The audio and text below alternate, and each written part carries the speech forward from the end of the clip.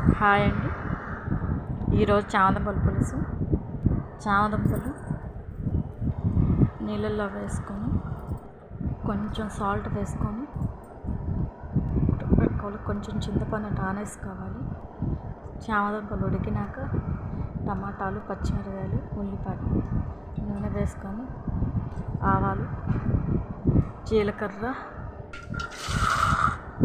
కొంచెం చామదుంపలు ఒలిచి దాంట్లో వేసుకోవాలి. కొంచెం కరివేపాకు, ఉల్లిపాయలు, పచ్చిమిరపకాయలు అన్నీ వేసుకొని కొంచెం బెల్లం వెల్లుల్లి పేస్ట్ వేపుకోవాలి. కొంచెం బాగా